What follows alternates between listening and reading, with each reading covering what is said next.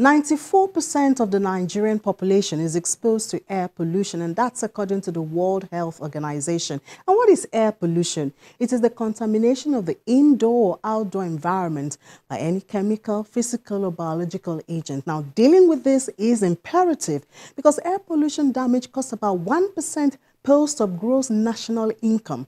Now, this is even apart from the health implication. So, let's talk about this on this episode of Big Story. You're welcome. I'm Amy John McFarland.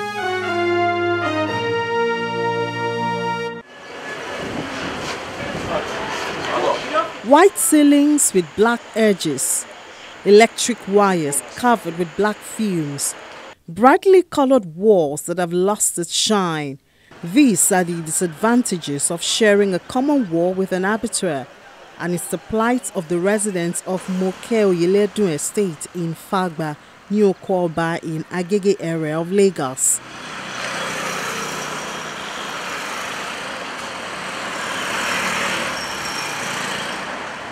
The estate is about a decade old with just about 12 residential buildings, partially occupied by its owners, who say they acquired the land from the state government.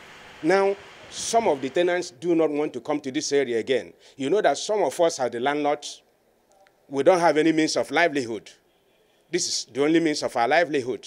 And since the tenants are not living in this place, still government will come, we pay land use, we pay tenement rate or whatever. How can we pay all those things when tenants are not living in our houses because of the horrible order we're perceiving in this area?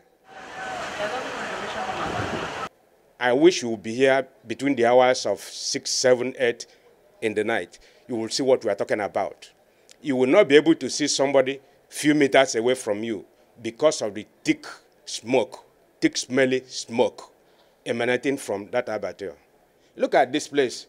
I think the landlord might have painted this place a year ago or thereabout, but look at it. It's as if it had not been painted for the past 6 years or thereabout.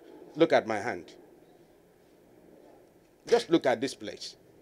So what we are crying, we want the government in power to do something about this.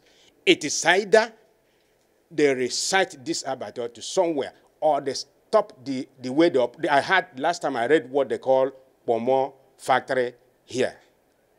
That means they have Pomo factory in this place. And how the Pomo is being processed, they use tire or chemical to burn the bones, the horns, even the blood. The animal dungs are not left out. Then what we are suffering in this place is enormous, it's so much. Then if government value the lives of its indigents, I think they should come and do something in this area. A larger part of the apartments here are occupied by tenants who say they were unaware of the consequences of staying close to an abattoir. And the worst part is that the situation is getting worse.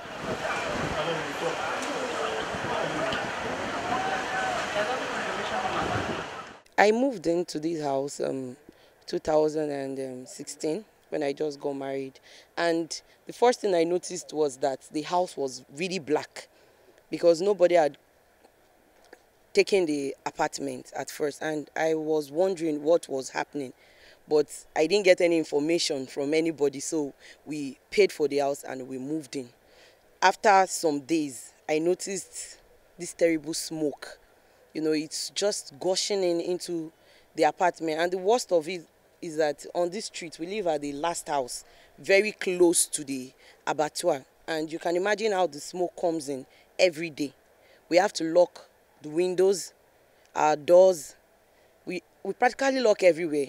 And it's worst because there's no light in Nigeria, especially Lagos State. We don't even have light. So imagine we being in our house, locked up, and still there's no light.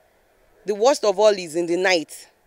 Funny enough, I had my baby 2017 October, and it's just worse. You know, when people came for the naming, everybody was closing their nose.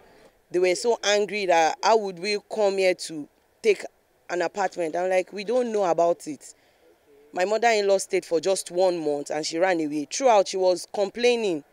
And there was a day she had to sweep the windows and the doors and it was really black. And she was like, is this what a newborn would take in? If we matured people are having chest pain and all that. But she complained bitterly though of chest pain throughout when she was here. You understand? So the situation is terrible. It's worse at night. Every morning we see them, they burn animal horns, cow horns. These horns, it produces a lot of emission into the atmosphere, which is a problem to the health situation of any man or any environment.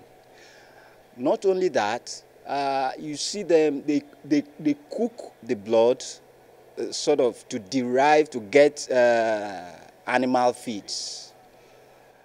Not only that, there are issues of a lot of the Okada menace, so much of it here, that if you feel not safe to come out of the gate of the estate anymore, because where you have those kind of people, uneducated people, you see the generation of waste that you see people drop waste everywhere. And then also there's an issue of the road, the traffic. When you want to go and drop your kids, or the school bus is coming to take the kids in the morning, they cannot they don't have access to your house, because they bring cows there every morning and they block and flood the road with the cows and the trailers. About 50 trailers on the road every morning. Nowhere to go, nowhere to come back. So these things are really nuisance and issues one cannot live with in a decent environment. The source of their trouble is operating normally with what it considers as usual activities: slaughtering, cutting, burning and selling of the source of protein to Lagosians.